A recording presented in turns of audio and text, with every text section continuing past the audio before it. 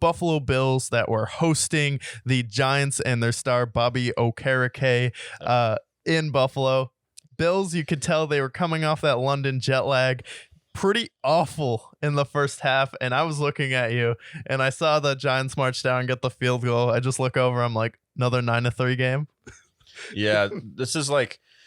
So, first of all, the Bills don't score until the fourth quarter in this game. So, even that 14-9 score is deceiving, where I don't know, like, I don't even know where to start with this game. Because for Josh Allen, like, I feel like you're definitely more of a Josh Allen hater than I am, I feel. But with Josh Allen, like, there are games where he is the best quarterback on planet Earth. And then there are games like these where he plays down to his competition. This is a Giants team that doesn't have Daniel Jones, who cannot score whatsoever. Even in this game, they just kicked field goals.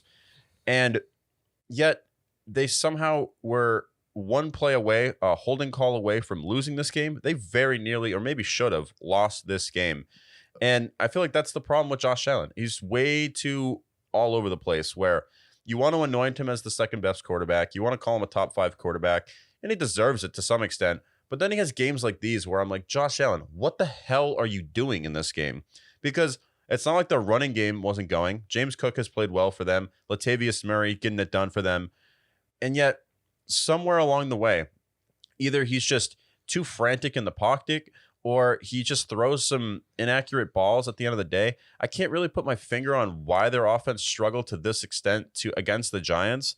Bobby Okereke, which is the proper way to pronounce Bobby Okereke, all over the game in this play. And, he was playing well, but for the Bills, like, what the hell was that?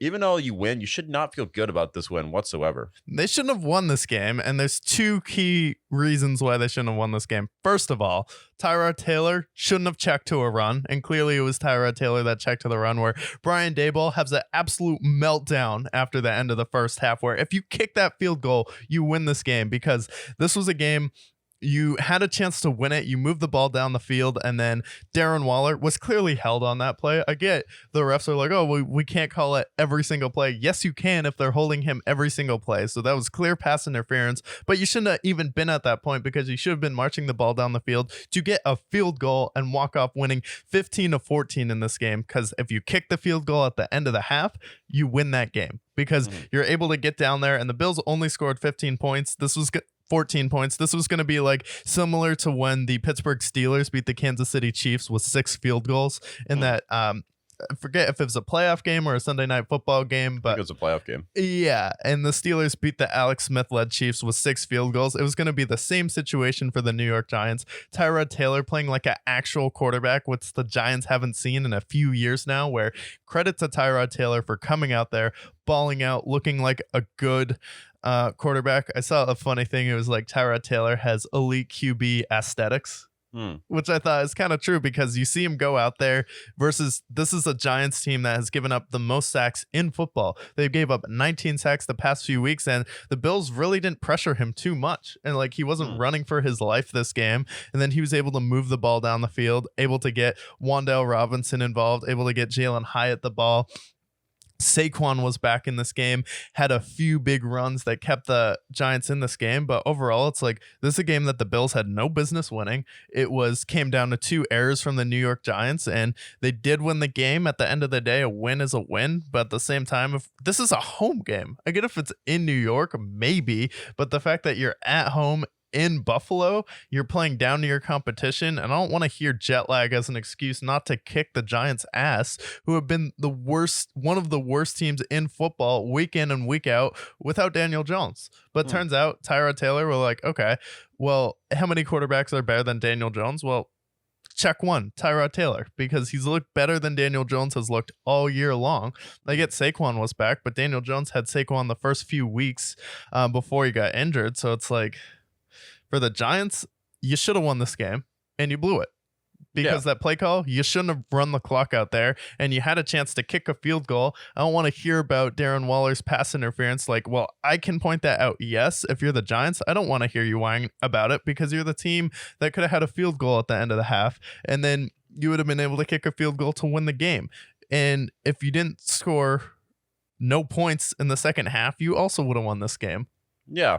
And not only that, you were on the goal line at the end of the half, too, because you could have even scored a touchdown, Yeah. which the way the Bills were playing, that would have been enough to win this game because the Bills were scoreless at that point. It was what, 6-0 when the game entered the second half. It's like, this is a game that it shouldn't have even been like this for the Giants. Like, this is a game where, again, I want to touch on Tyrod Taylor, where he's bounced around the league and he's played a lot of different places. He actually got benched for Josh Allen in Buffalo, so he had a little bit of a vendetta against the Bills. And one thing I can say about the Giants with Tyrod Taylor compared to Daniel Jones is that I feel like they open up the playbook a little bit more. Yeah. Tyrod Taylor, he's an experienced quarterback. He's played in the NFL, and he can actually throw the deep ball. I mean, he connected with Jalen Hyatt, although it wasn't considered a catch. Still a good ball. And then Wan'Dale Robinson getting involved, Darren Waller doing his thing. But again, this is a game where I felt like the Giants lost, and the Bills honestly should have lost this game just because of how they executed. And this is why I never believe in the Bills. It's because of games like these where, you have all the talent. You should have, honestly, what you did to the Commanders, you could have easily done with the Giants, with how bad they've been defensively, with how bad their offensive line has been. And the fact that it came down to a last-second play where you had to hold Darren Waller to avoid the loss, this is a game where we should not be celebrating the Bills' win whatsoever. This is a bad game for the Bills, and they should really look in the mirror and say, what the hell happened here?